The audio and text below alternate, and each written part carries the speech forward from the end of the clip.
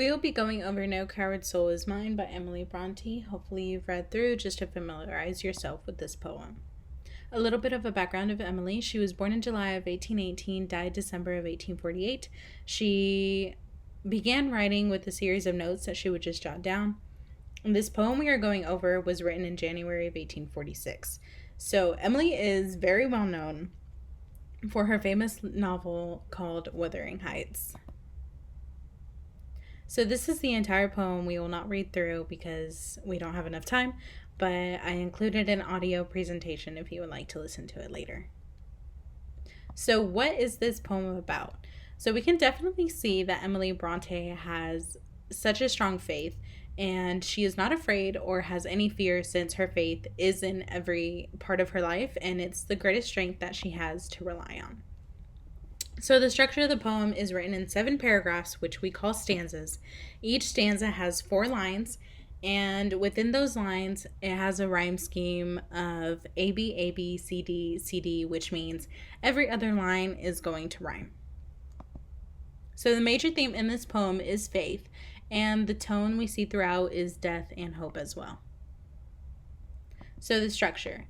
Like discussed before, the sound has rhyming sequences that are alternating.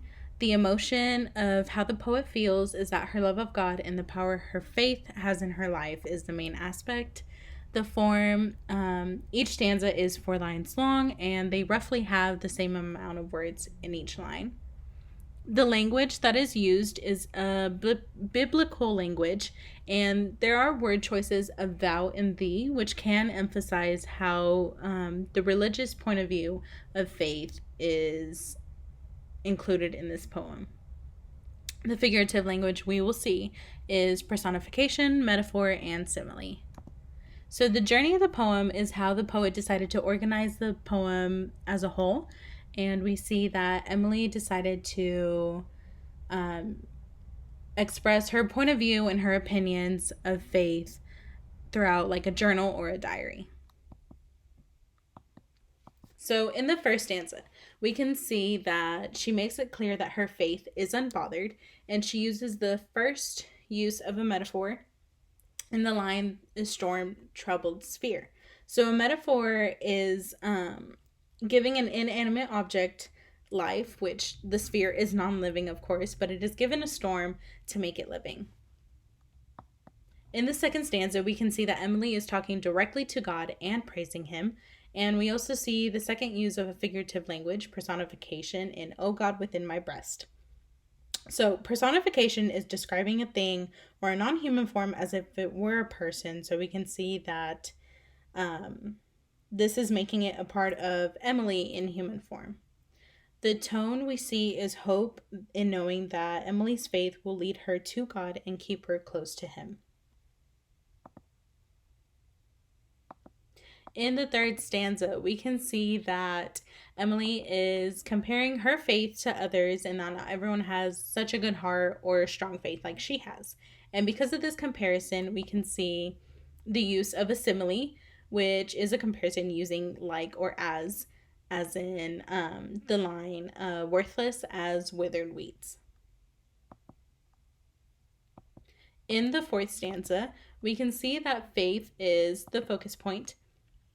And she uses personification to really emphasize how strong her faith is, since it's so surely anchored on. And we can see, compared to a literal aspect, an anchor is used to weigh down a boat, which is very heavy and strong. So we can see that her faith really holds her ground in believing in God.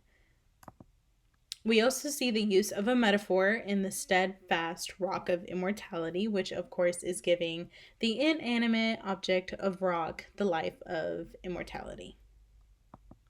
In the fifth stanza, Emily is basically describing how she views God and her point of view of it.